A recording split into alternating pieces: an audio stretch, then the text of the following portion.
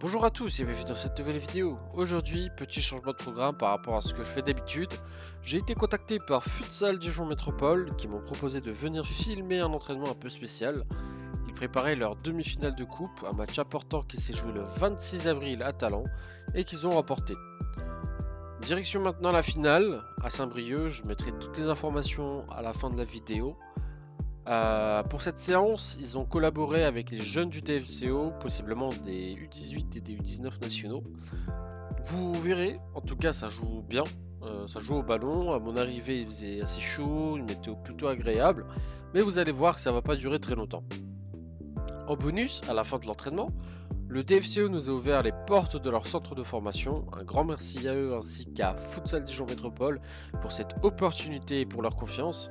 Éventuellement, c'est pas donné à tout le monde d'inviter une petite chaîne YouTube comme la mienne pour filmer ce genre d'événement, donc je les remercie énormément. Je vous en dis pas plus, je vous laisse découvrir tout ça en images et je vous souhaite une bonne vidéo.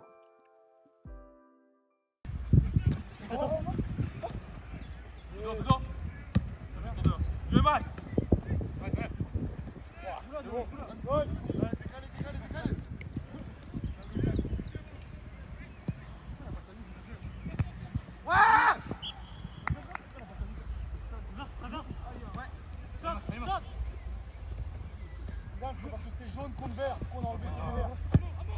Rouge.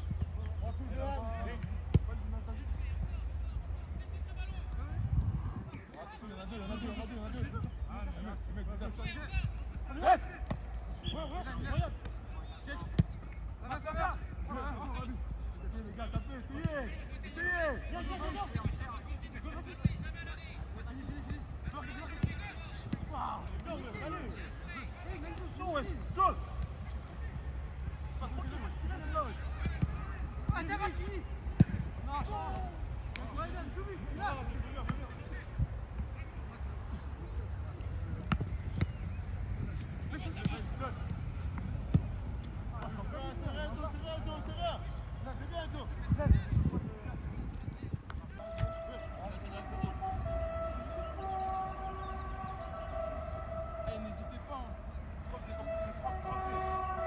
Les suivez derrière pour frapper. Cœur, hein. Ah, la frappe. Ah, t'as mis du cœur, hein. Ah, il y a deux fois, de force, puissance. La puissance. T'as oublié la précision. Tu défends vraiment la terre. Tu arrives à. T'as bien fait de mettre de la puissance, t'as un peu angle fermé. Mais tu dois trouver un petit angle. Là. Ça part là. Fais-le. Tu la mets.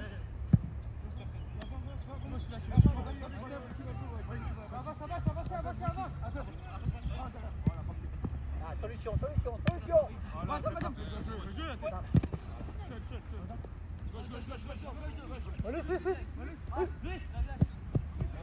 Viens, Paris. Serre, je vis. Serre, avance, mon gars, avance. Fais plus proche. Enzo, recule, Enzo. Va pas là où chercher. Avancez. Avance.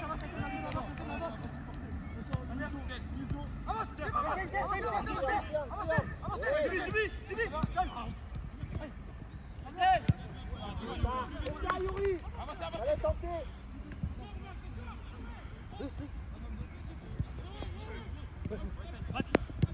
Reviens, 10. Allez. Va.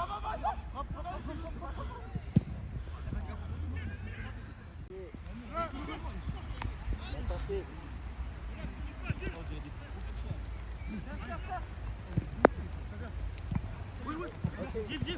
Restez juste. Serre. Oh oui. Cherchez. Ah, t'as pas vu. C'est pas eu. C'est bien, avancez. On va marquer.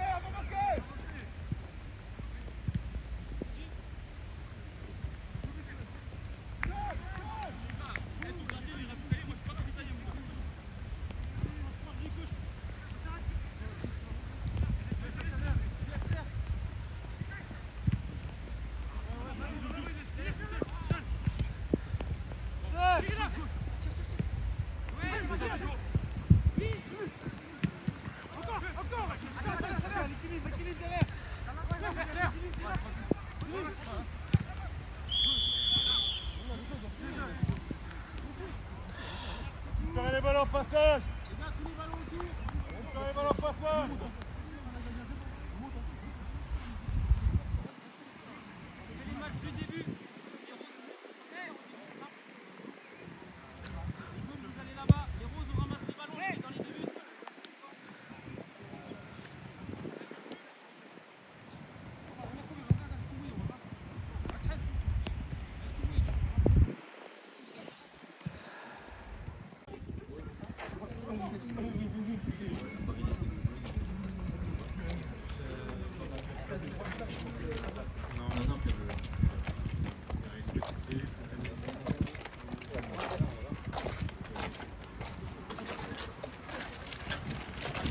On vous fait une visite rapide, bon il est ce que je connais, d'accord. Vous avez jamais visité encore? Non, jamais vérifié. Si, donc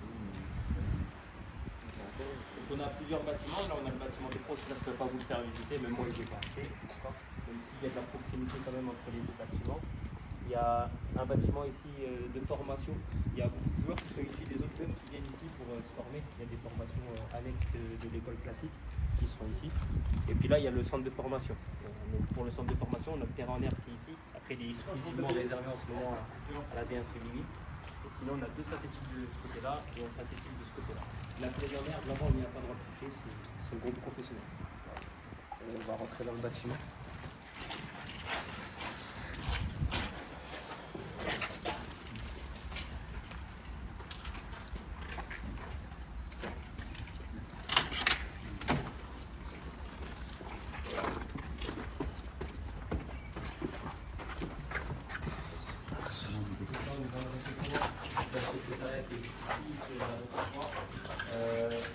Ici, en fait, quand on double les séances, ils ont le droit de manger au club. Le soir aussi, ils ont la possibilité de manger ici. Sinon, après, c'est repas chez eux exclusivement. À part pour les jeunes qui logent ici au centre de formation, ils mangent ici midi et soir. Voilà. Après, ils mangent avec vous midi aussi au lycée. Parce qu'il y a les semaines de cours classiques. L'objectif, c'est pas de rentrer pour manger ici et repartir à l'école. Donc, moi, la semaine avec vous.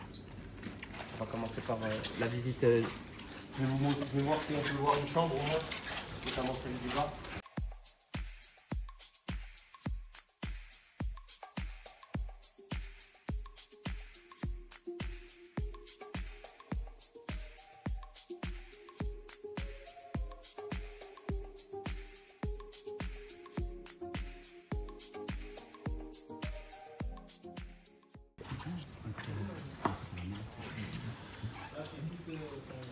Chaque week-end, dès qu'on joue à domicile, c'est des salles où on fait nos causeries, nos vidéos pour analyser les équipes adverses. Voilà. Donc on a accès à cette salle. Là par exemple, on a commencé la semaine d'Ambardella hier où on a présenté l'équipe du FC Nantes par rapport à toutes les problématiques qu'ils vont pouvoir nous poser ce week-end. Et nous, les problèmes qu'on peut leur poser aussi. Et puis ce week-end, avant le match, on viendra aussi ici parce que on préfère avoir accès ici plutôt qu'à Gaston Gérard où on n'a pas forcément nos repères pour faire la cause. Voilà. Je vous laisse ressortir, je vais juste éteindre la lumière.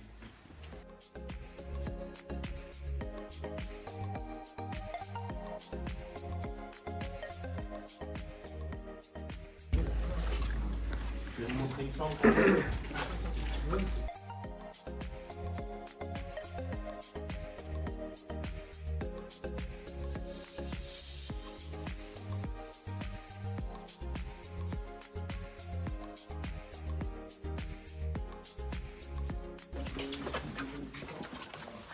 Salle de jeu classique. Vraiment, il y a une télé ici, mais ça c'est l'année dernière. Voilà. Mais sinon, il y a une télé, ils ont une poêle de ping-pong, ils ont les jeux vidéo, la console, le baby-foot, on leur a mis un panier qui est juste là. C'est un peu l'endroit où ils peuvent se retrouver le soir pour jouer. Au centre, il y a deux étages. Donc il y a le premier étage, enfin le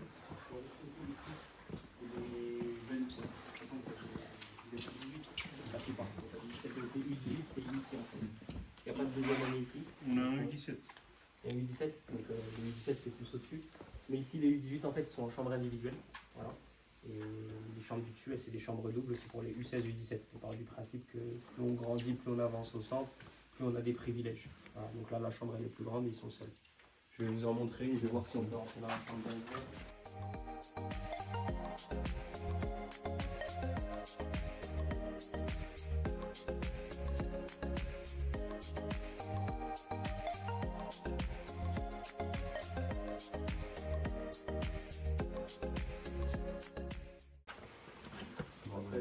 voilà, vous n'êtes pas obligé de rentrer dedans, mais voilà, ça reste des chambres où ils sont dans le confort par rapport à, je ne sais pas si vous avez connu les Pousseaux à l'époque. Les Pousseaux, c'était des chambres doubles, ils n'avaient pas la douche individuelle, ils n'avaient pas les toilettes individuelles, c'était vraiment que du collectif.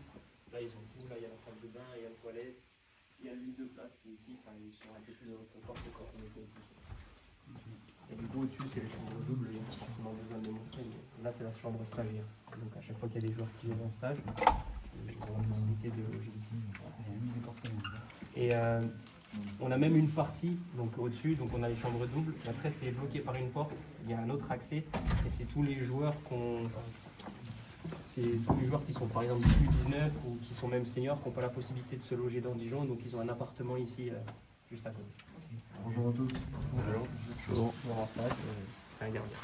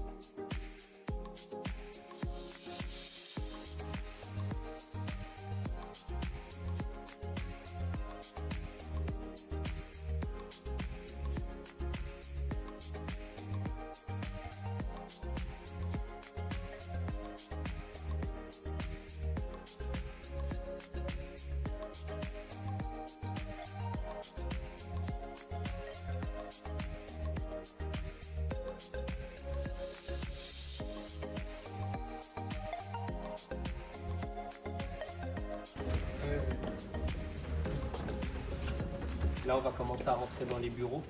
Donc là, c'est un peu l'accueil encore des jeunes du centre. Là, c'est pour gérer leur scolarité. Donc, il y a des personnes qui s'occupent de leur scolarité ici, à savoir qu'il y a un grand bus qui vient les chercher le matin, mais je pense que si vous êtes au lycée avec eux, vous l'avez déjà vu.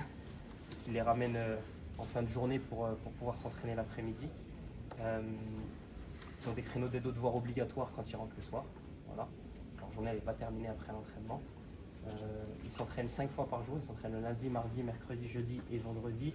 Et s'ajoute à ça une séance de muscu en plus. Voilà. Et ça, c'est pour les U16, U17, U18. Et dès qu'ils basculent en U19, ils ont 2 séances de muscu dans la semaine, haut et bas du corps. Donc là, on rentre dans tout ce qui est bâtiment administratif. Enfin, c'est vraiment administratif. On a la com du club qui est juste là.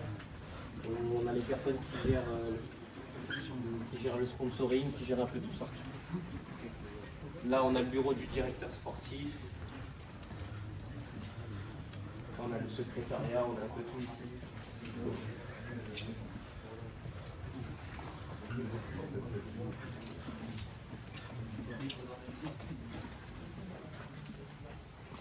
Là, c'est le bureau de l'AD1 Arkema. Donc là, c'est tout le stade de l'AD1. Ouais, c'est vraiment... Là, on a le bureau du directeur du centre. Et là, c'est l'open space. Le centre de formation, il y a l'école de foot, la préfo, il y a garçons et filles. C'est tout. C'est Christophe Point, entraîneur principal de la réserve. Étienne, qui est responsable prépa athlétique au club. Voilà. Et là, c'est bon, vous l'avez déjà vu tout à l'heure en séance, c'est le directeur du centre. Du coup, on a un visuel sur les deux côtés, donc sur les terrains.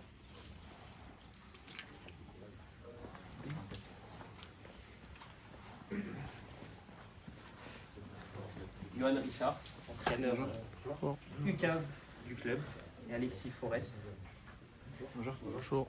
Sur la section féminine. Après, là, on a des salles de réunion.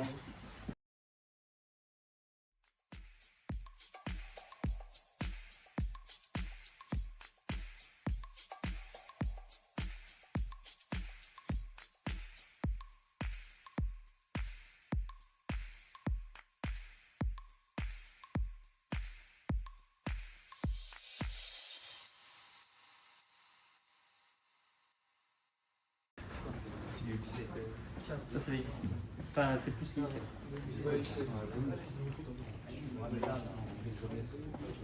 Donc là, le clubhouse, c'est là où on accueille les familles des parents ou quand les gens qui veulent venir voir les matchs. Il y a la buvette qui est ouverte les jours de match. Là, c'est les U17 qui sont en train de s'entraîner. Enfin, c'est le groupe U17, mais il n'y a que des U17 parce que les U17 sont entraînés avec vous aujourd'hui.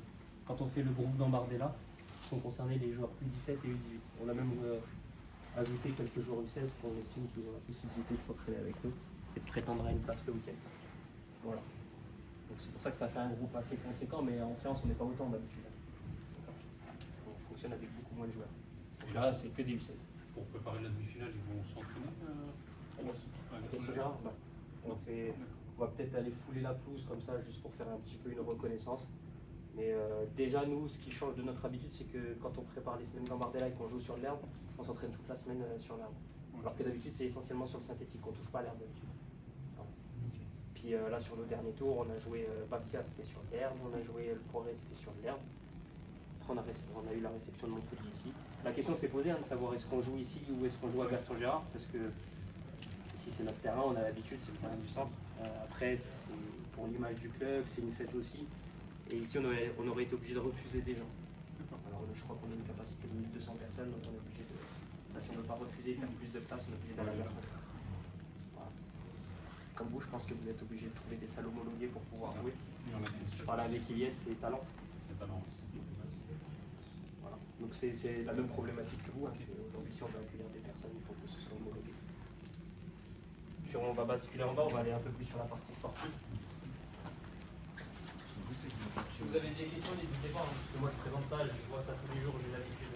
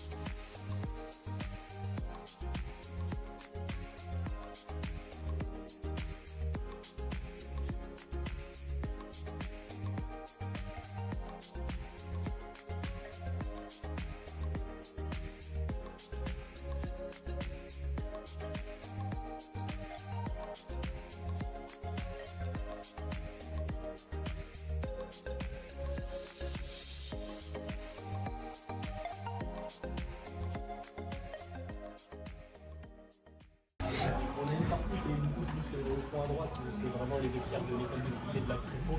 Là, on a un peu plus dans la partie où c'est axé pour les joueurs du sport. On peut regarder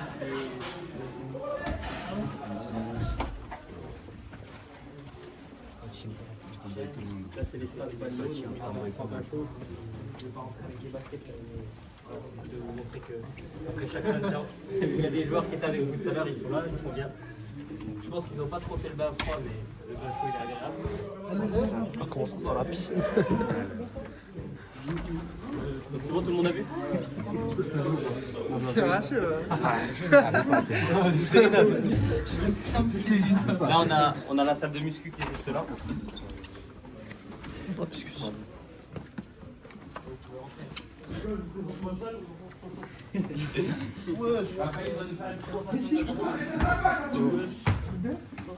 Bonjour. Là, il y a quelques machines ici où on peut bosser, on peut travailler tranquillement. C'est un peu le fou du club, lui, c'est ça? Alors nous avons ici le tirage vertical pour travailler le dos, de lever couché pour travailler les pecs. Là, Noah, il a pris des points pour travailler les bras. Dips, traction, traction. Une barre pour faire des squats. Nous avons ça. Des bosus. Une machine pour les cuisses. Pour les lombaires. Voilà, c'est un peu court. C'est bien, Nous avons les vélos là, si vous voulez vous échauffer. Nous avons quelques travailleurs ici là. avec la bosse de vous. Ils peuvent s'occuper plus particulièrement des joueurs blessés, ils ont juste à côté. Merci Faïs. Merci à vous. Merci. C'est bien, vous avez des c'est pas.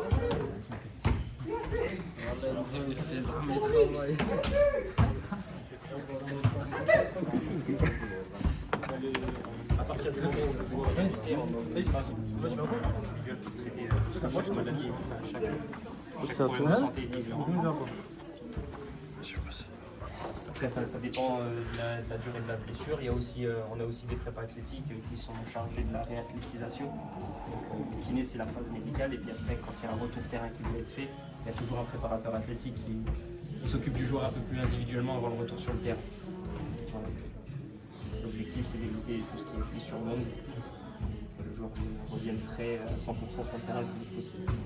Après, là-bas, il y a la partie vestiaire. Je pense qu'ils sont en train de se doucher, on va éviter de y aller. Mais voilà pour la visite du centre. C'est gros, on n'a pas toujours eu ça, dans de bonnes conditions. Je pense que vous, c'est un peu plus compliqué parce que vous devez jongler entre les salles. Je connais un peu ça. Voilà. Et là, on a vraiment un lieu pour travailler, c'est top. On ne peut pas le nier, on est dans les meilleures conditions pour travailler. Vous avez des questions ou pas? Vous entraînez combien de fois vous spécifique futsal, parce que je me doute que vous avez les entraînements à côté. C'est compliqué parce qu'en fait, comme ils font tous déjà du foot à 11, si on rajoute en plus des séances futsal spécifiques, ça fait trop pour. Surtout que les clubs doivent grincer un peu des dents. Bah, déjà, ouais, là on commence à regarder avec les clubs terrestres tout ça pour si nous on a un entraînement, annuler leur entraînement, faire des choses comme ça. La préparation de la Coupe de France, ça a été ça. On a vu vers la fin que les clubs de foot à 11 les libèrent une journée pour que nous on puisse travailler sur certains aspects techniques. Ça marche. Merci encore.